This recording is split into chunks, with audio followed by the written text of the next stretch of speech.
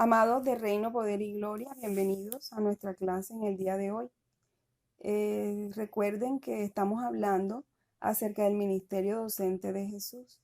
La semana anterior, entre otras muchas cosas, determinamos que Jesús es el maestro de maestros. Y en esta ocasión consideraremos 5 aspectos importantes de su enseñanza. Estos 5 aspectos son la base de su enseñanza, el propósito de su enseñanza, los métodos que utilizaba para desarrollar sus enseñanzas, el contenido de estas y el efecto que generaba en los oyentes. La base o fundamento de las enseñanzas de Jesús es el Antiguo Testamento como la palabra hablada de Dios y él mismo como el unigénito Hijo de Dios. Jesús se colocó a sí mismo en relación con los escritos del Antiguo Testamento como quien tiene total autoridad para explicar su verdadero significado. Recuerden que en ese momento habían y se le daba mucho más crédito a otros escritos que existían en la época, perdiendo de esta manera relevancia la palabra de Dios.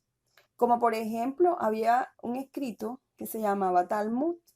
Esta obra recogía principalmente las discusiones y posturas, además de las explicaciones de los rabinos sobre las leyes judías, las tradiciones, las costumbres, narraciones, dichos, parábolas, historias y leyendas. Este es un inmenso código civil y religioso elaborado por eruditos. Otro escrito que había también y que se le daba preeminencia sobre la palabra de Dios era el Targum, que es una traducción de las escrituras del hebreo al arameo con sus consabidas explicaciones, interpretaciones o paráfrasis. Además de estos 2 escritos que les acabo de mencionar, había muchos otros escritos filosóficos, esotéricos, eruditos por especialistas en diferentes disciplinas, comprensibles para los que ya tenían experiencia y conocimiento, y doctrinas, también enseñaban prácticas, ritos, técnicas, tradiciones, de una corriente de pensamiento que utilizan secretos, códigos y símbolos incomprensibles o de difícil acceso, y que se transmiten solo a una minoría selecta llamada iniciados. También había muchos textos de adivinación, de necromancia, de cartomancia, de signos zodiacales, de astrología. Y estos escritos eran muy populares. También había mucha literatura acerca de paganismo, dioses paganos, personas que adoraban a dioses que desde la perspectiva de las religiones monoteístas, cristianos, judíos e islámicos, se consideran falsos. Entonces, todos estos contenidos eran muy populares y se les daba preeminencia por encima de la palabra de Dios. Había perdido valor la palabra de Dios. Y estos textos eran asequibles. Cualquiera podía tener una copia de estos textos. Entonces tenemos que Jesús se aplicó a sí mismo las profecías y eventos del Antiguo Testamento. En Lucas 4:18, voy a buscarlo en la palabra de Dios. En Lucas 4:18 encontramos a Jesús en la sinagoga, leyendo un texto de la palabra de Dios que se encuentra en Isaías, en Lucas 4:18. Dice, el Espíritu del Señor está sobre mí, por cuanto me ha ungido para dar buenas nuevas a los pobres. Me ha enviado a sanar a los quebrantados de corazón, a pregonar libertad a los cautivos y vista a los ciegos, a poner en libertad a los oprimidos y a predicar el año agradable del Señor. Él leyó este texto del profeta Isaías en donde se describe su misión y podemos leer el versículo en donde él dice, los ojos de todos en la sinagoga estaban fijos sobre él. Entonces comenzó a decirles, hoy se ha cumplido esta escritura delante de vosotros. Entonces, al leer este texto en la sinagoga, dice la palabra de Dios que se cumplía este texto en sí mismo. Y en Mateo 5, del 17 al 20, dice la palabra de Dios: no penséis que he venido a abolir la ley o los profetas. No he venido a abolir, sino a cumplir. Porque de cierto os digo que antes que pasen el cielo y la tierra, ni una jota ni una tilde pasará de la ley hasta que todo se haya cumplido. Aquí en este texto Jesús explicó o aclaró que él había venido para cumplir la ley. Y en Juan 3:14 menciona cuando habla con Nicodemo de su muerte en la cruz, haciendo alusión a un pasaje del Antiguo Testamento que menciona una experiencia de los israelitas en el desierto en Números 21:8-9, y tal vez ustedes lo han leído o lo recuerdan, cuando en el desierto tuvieron una infestación de culebras, una presencia impresionante de culebras, y las personas estaban muriendo por montón por la picadura de las culebras. Entonces Moisés le consulta a Dios y Dios le revela que debe hacer como una especie de figura de serpiente de bronce y levantarla con un asta hacia el cielo. Y todo aquel que mirara la serpiente iba a ser sanado, no iba a morir por causa de la mordedura de la culebra. Entonces, dando a entender Jesús al mencionar este pasaje del Antiguo Testamento, que esto tenía cumplimiento en sí mismo, que así como fue levantada la serpiente en el desierto y fue para salvación de todo aquel que la mirara, él también iba a ser levantado, y que todo aquel que lo mirara a él en la cruz iba a ser salvado. Cabe mencionar aquí que la serpiente no es tipo de Cristo, la serpiente es tipo del pecado, porque Jesús se hizo por nosotros pecado en la cruz. Entonces, cuando nosotros, o el hombre o la raza humana, levanta los ojos hacia la cruz, está viendo su pecado crucificado en la cruz y que Cristo fue quien lo llevó, y recibe salvación y perdón y evita la muerte, así como las personas evitaron la muerte al mirar la serpiente. Entonces, ¿para qué se menciona esto? ¿Por qué mencionó este pasaje o este texto? Porque lo mencionó Jesús a Nicodemo, dándole a entender que este pasaje del Antiguo Testamento tenía cumplimiento en él.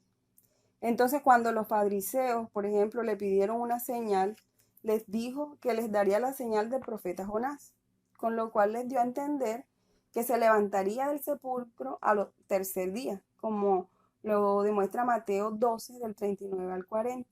También hay otro pasaje muy lindo que continuamente recuerdo, y es el de los discípulos camino a Emaús.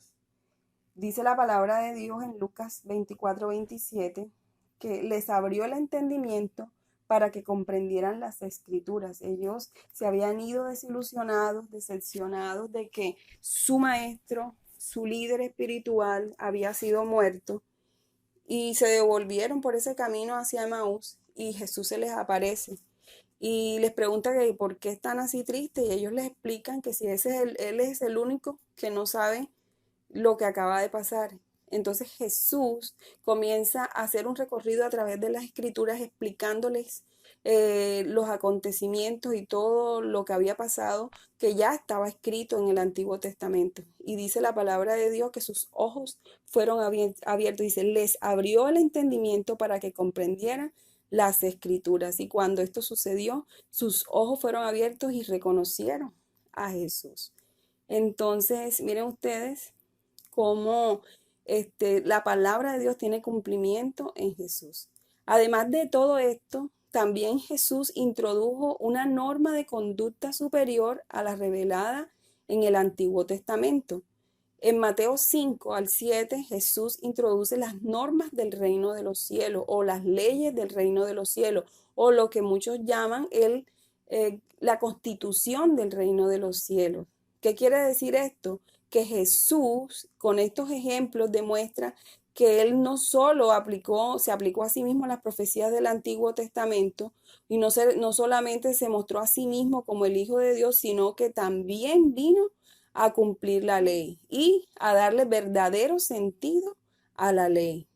Con esta cuestión de la constitución de reino que les acabo de decir, es que Jesús en el Antiguo Testamento había muchas leyes y muchas cosas escritas, pero Jesús dijo, ahora yo les digo, como diciendo, no es que estoy abrogando lo que dice en el Antiguo Testamento, sino que las cosas se deben hacer es de esta manera, o lo que quiere decir, lo que quieren decir esas leyes es esto que yo les estoy diciendo.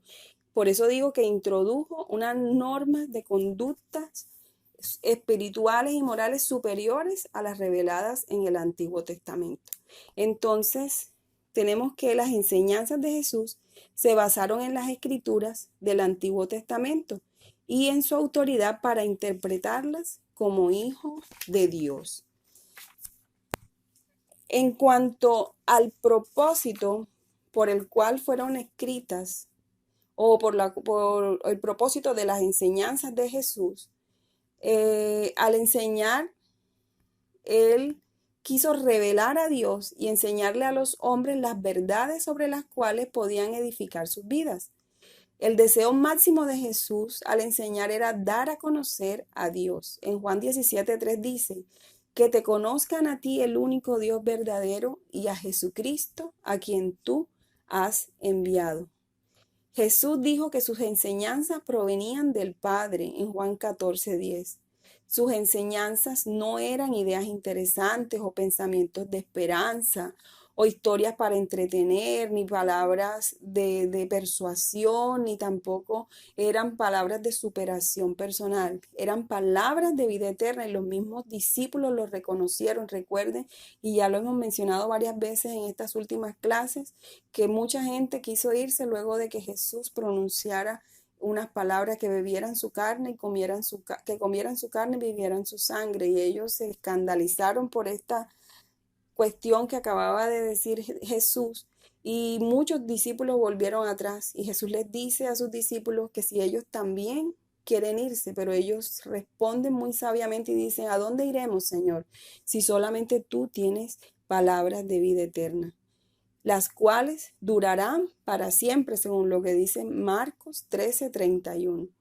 Entonces, la persona que oye las enseñanzas o las palabras de Jesús y responde positivamente a lo que está recibiendo, es decir, las pone en práctica, tiene una base sólida para su vida. Y Jesús lo aclara perfectamente en la parábola de los dos cimientos, cuando dice que cuando una persona está fundada sobre una base sólida, vendrán cualquier situación y circunstancia en su vida o cualquier enemigo contra él y nada le moverá de su posición. Lo relaciona con dos casas, una construida sobre la arena y otra construida sobre la roca. La de la arena, por supuesto, sin base sólida, endeble, sin fundamento, y cualquier movimiento alrededor de ella puede tumbarla, pero la que está fundada en la roca es la que relaciona con aquel que está fundada su vida sobre la palabra eterna de Dios y sobre Jesucristo, que es el Señor. Y esta casa nunca va a caer, es decir, esta persona que fundamenta su vida en Jesús nunca será destruida, sino que permanece igual para siempre, como el Señor lo ha dicho a través de su palabra. En cuanto al método o los métodos que utilizó Jesús, vemos que Él usó muchos métodos, pero nosotros solamente vamos a estudiar 4. ¿Qué es un método? Es un conjunto de estrategias o herramientas o modos o maneras o formas que se utilizan para llegar a un objetivo preciso. En cuanto a la enseñanza, proviene de un grafema griego que quiere decir vía o camino. Entonces tenemos que es de acuerdo a la necesidad del momento. Enseñó en las sinagogas, como lo expresa Lucas 4:16, enseñó en el templo, como lo expresa Juan 8:2, en las calles, como dice Marcos 10:17, en las casas, lo encontramos en Lucas 14:1. A él no le interesaba el número de creyentes, podía hablarle así a un creyente como a un grupo pequeño, como a un grupo muy grande o como a una multitud, porque él era un hombre que estaba dispuesto a enseñar, para eso vino Él, para enseñar el camino de Dios a la gente.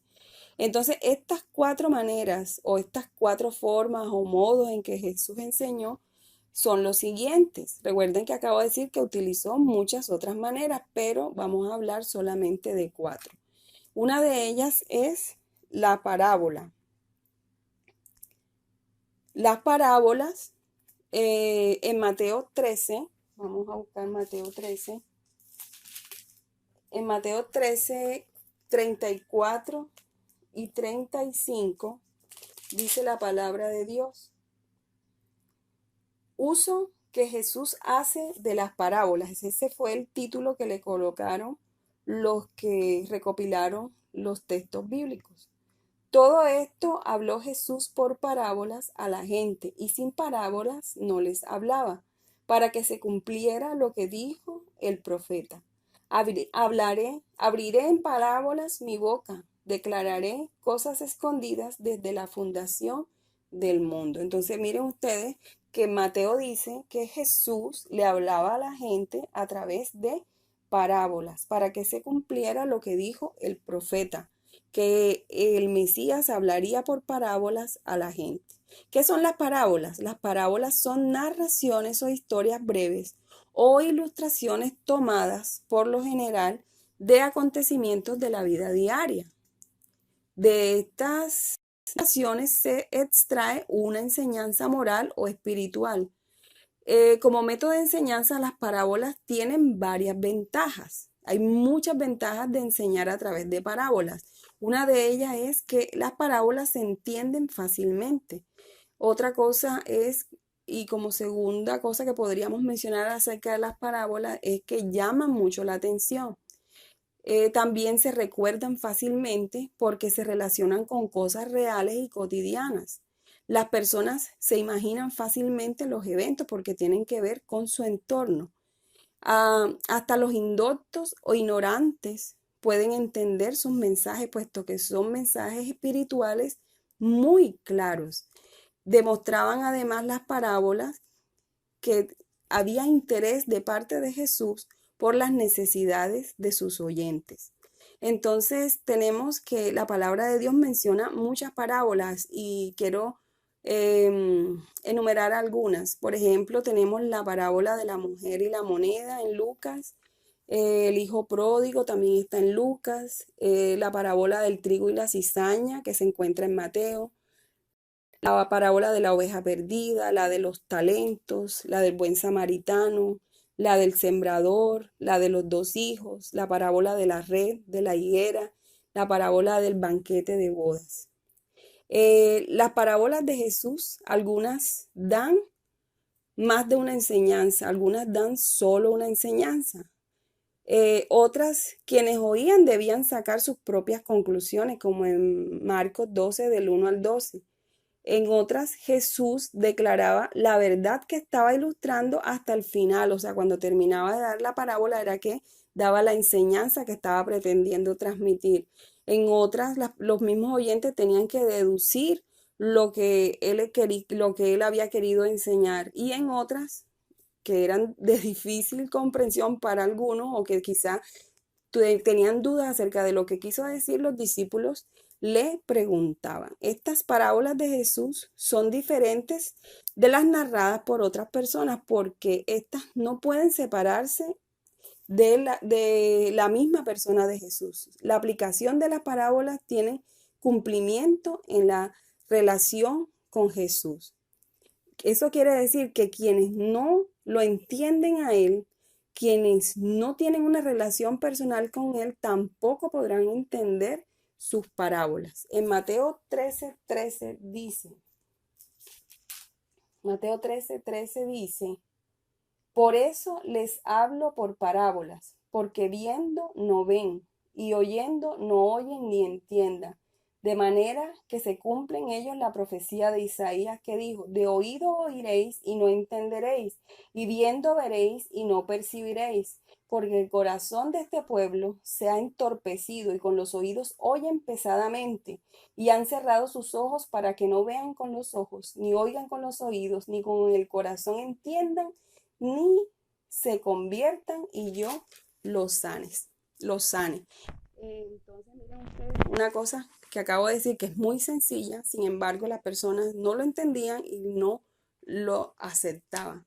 No comprendían lo que quería decir Jesús, muy a pesar de que lo que se les estaba diciendo era muy claro y muy sencillo. ¿Por qué? Porque no recibieron a Jesús, porque no lo entendían a Él. Entonces, esta es como una especie de tarea, tener una relación personal con Jesús, recibirlo en el corazón y dejar que Él sea el que nos haga entender lo que quiere decir a través de su palabra. Bien, otra manera en que Jesús enseñó a sus discípulos es a través de dichos cortos. Los dichos cortos son versos, frases o ideas fáciles de recordar. Son ideas completas, fáciles de recordar. Jesús usó dichos cortos para fijar ciertas verdades en la mente de los oyentes. A menudo estos dichos se referían a ideas opuestas, como por ejemplo, sed prudentes como serpientes y sencillos como palomas, como lo encontramos en Mateo 10:16.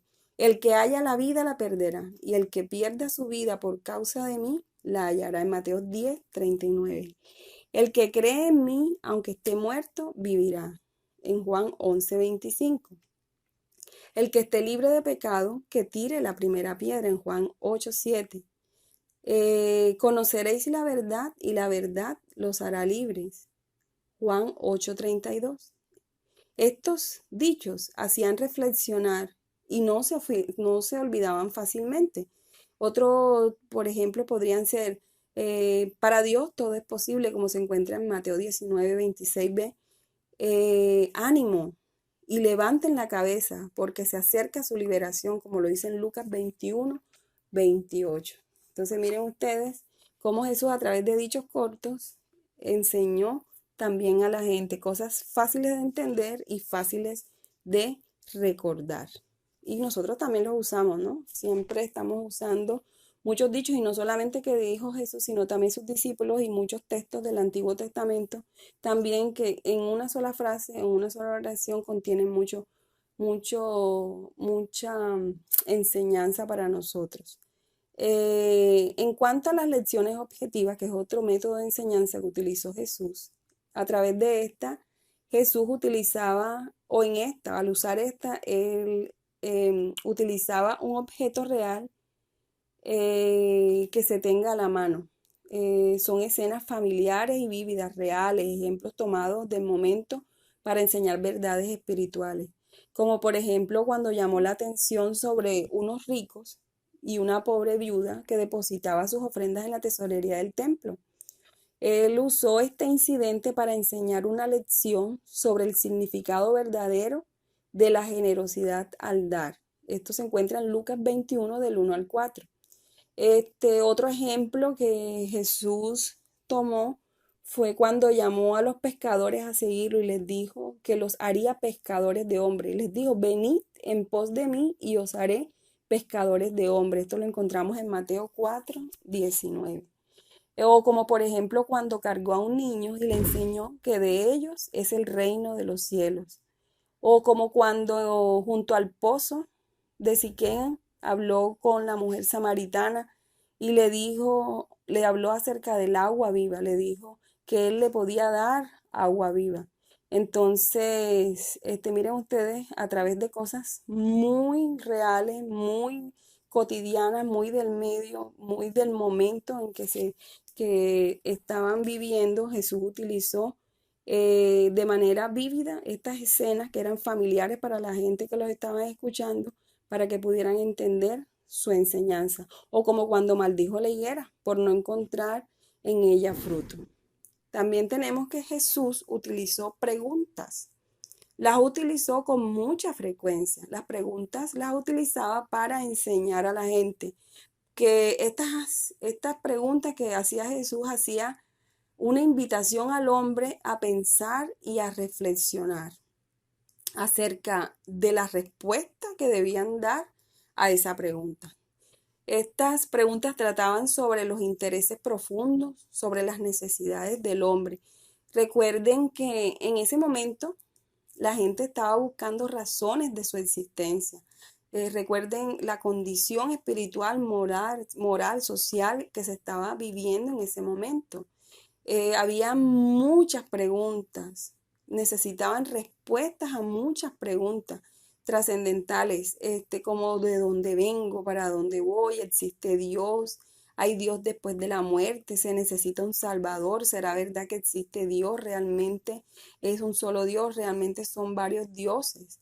Entonces Jesús hizo preguntas como por ejemplo, ¿qué recompensa dará el hombre por su alma? Como se encuentra en Mateo 16, 26.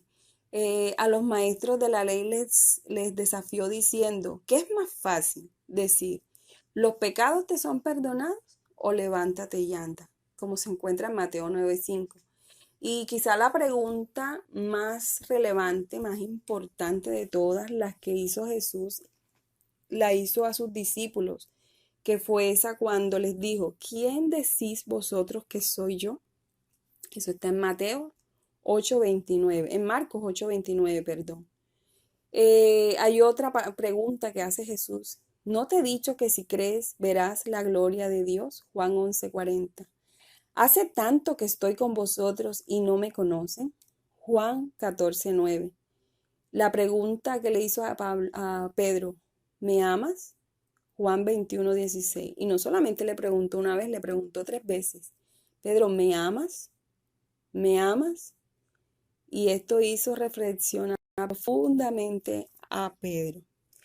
¿Qué aprovechará el hombre si gana todo el mundo y pierde su alma? Eso está en Marcos 8 del 34 al 38. También ustedes se quieren ir, y aquí vuelvo a mencionar el mismo pasaje que les he hablado cuando muchos se fueron y Jesús les hace reflexionar a ellos, los que quedaban con esa pregunta. ¿Ustedes también se quieren ir?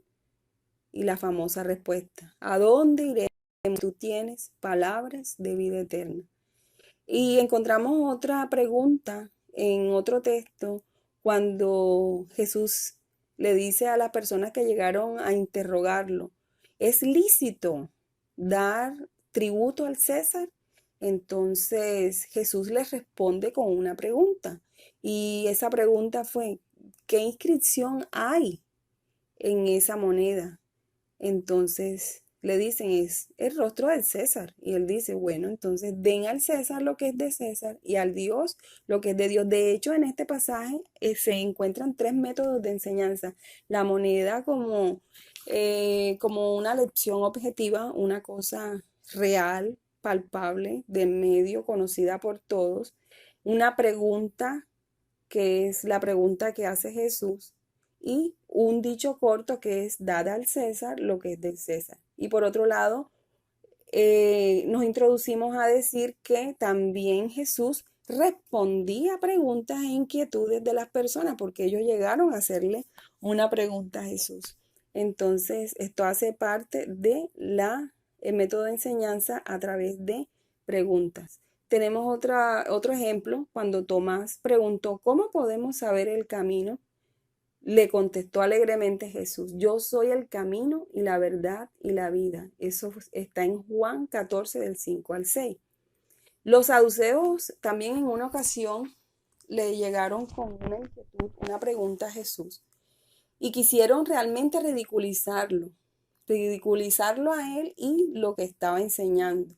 ¿Por qué? Porque llegaron a preguntar acerca de la resurrección. Y si ustedes se acuerdan, cuando estuvimos hablando acerca de los saduceos, una de las cosas que dijimos es que los saduceos no creían en la resurrección. Entonces ellos llegan a plantear un problema y en base a ese problema formulan una pregunta. Ellos llegan preguntando o diciéndole a Jesús, si una mujer tenía a su esposo y este murió, y ella se casa con el hermano de este hombre que murió porque este no dejó descendencia, la costumbre era y la obligación era que si el esposo de una mujer moría y este tenía hermanos, este hermano o los hermanos tenían que casarse con esta mujer y tener descendencia para su hermano muerto. Entonces, como se casó con los 7 y con ninguno tuvo descendencia, entonces en el reino de los cielos,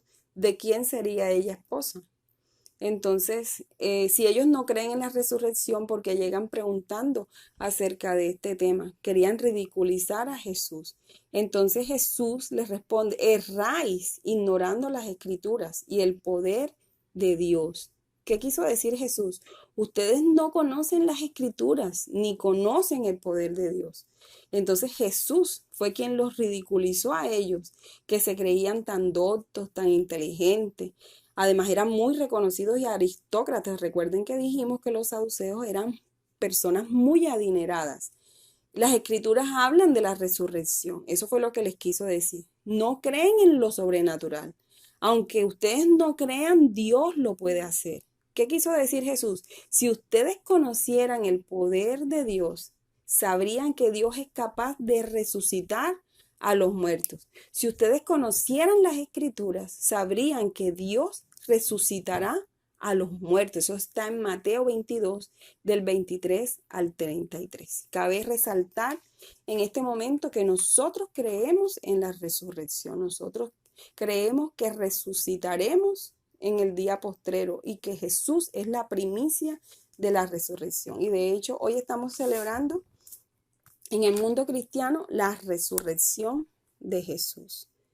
En cuanto al contenido de la enseñanza de Jesús, tenemos que Jesús se refería a gran variedad de temas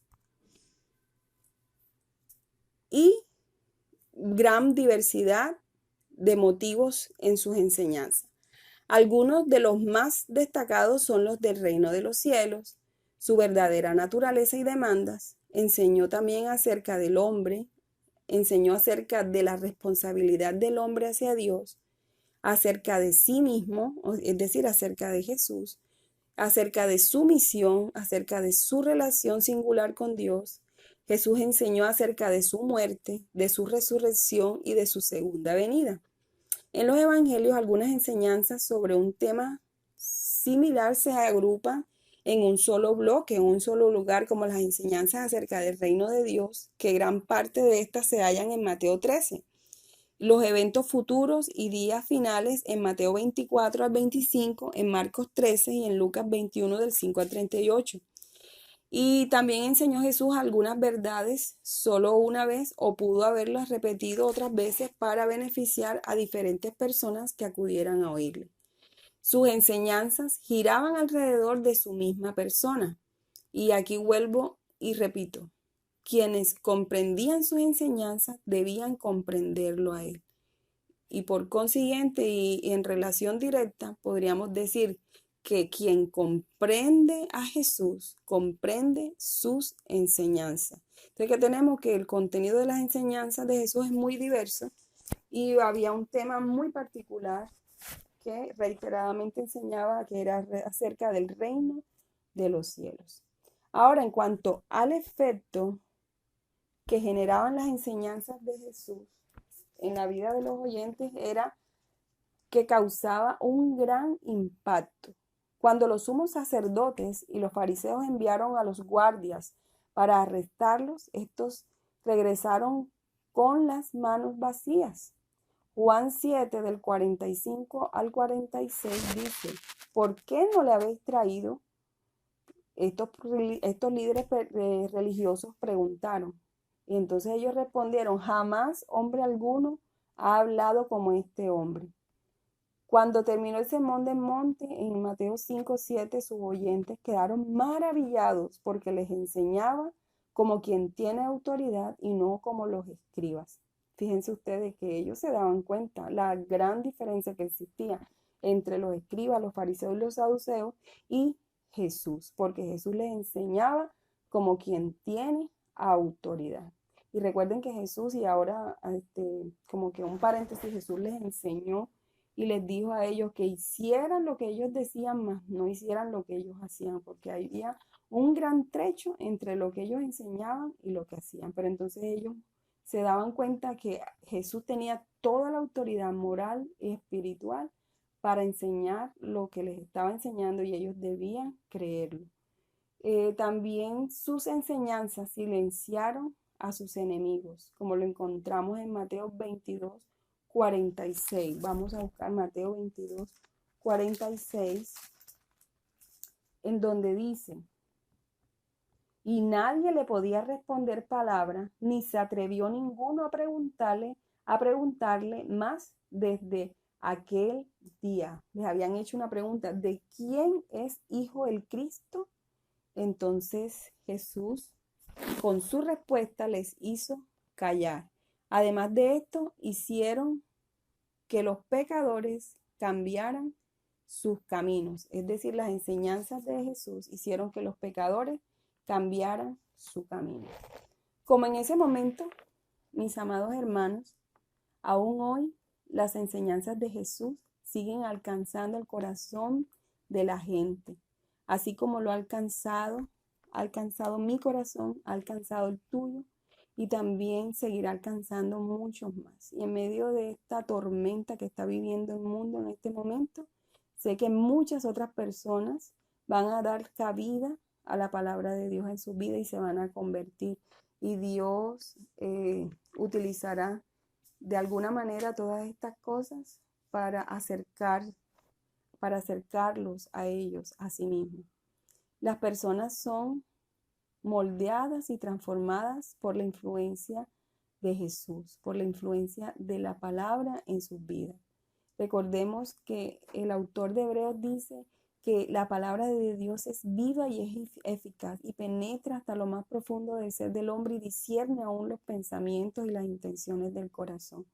Entonces, la palabra de Dios es la que hace la obra en la vida de la gente por el poder y la gracia del Espíritu Santo. Vemos entonces, mis amados hermanos, que en los relatos de los evangelios Jesús se revela como el maestro más grandioso, el maestro de los maestros. Nosotros entonces, al enseñar la palabra, debemos seguir su ejemplo, debemos utilizar sus estrategias, los métodos que él utilizó. Debemos hacer de la palabra de Dios el fundamento en nuestra vida, la base de nuestra enseñanza. Debemos relacionarnos con los intereses y las necesidades de la gente. Debemos aprender a transmitir de manera que las personas alrededor oigan y comprendan lo que les estamos diciendo. No debemos estar usando palabras tan elevadas que sean de difícil comprensión para la gente. Hay que hablar a las personas de la manera en que ellos puedan comprender. Debemos orar para que Dios nos ilumine para enseñar la palabra tal cual es y no estar enseñando nuestras propias ideas, nuestro parecer, o de pronto llegamos hasta enseñar herejías o apostasías o imaginaciones o doctrinas erradas, por no estar atentos acerca de cuál es la fuente de la cual estamos tomando la enseñanza. Estas cosas, en vez de acercar a las personas a Dios, las alejan, porque la sana doctrina es lo que hace o atrae realmente a las personas hacia Dios. Entonces hay que verificar la fuente de la que estamos sacando nuestros conocimientos y nuestra enseñanza. Puede ser el pastor más reconocido, puede ser el escritor más habilidoso, puede ser el gran apóstol, puede ser la persona más ilustre, el más sabio, pero si no es lo que Dios dice, esa persona lo que dice no es lo que Dios dice a través de su palabra, dice la palabra de Dios, sea anatema. Entonces nosotros no tenemos que estar tomando lo que alguna persona le escuchamos decir. Tenemos que analizar bien la fuente de donde estamos tomando las enseñanzas. Entonces, mis amados hermanos, que el Señor les continúe bendiciendo y espero que sea de provecho esta enseñanza para cada uno de nosotros. Recuerden que hay un propósito en la enseñanza y es que las personas entiendan y comprendan que hay un solo Dios verdadero y que Jesucristo es el Salvador. Que Dios les bendiga.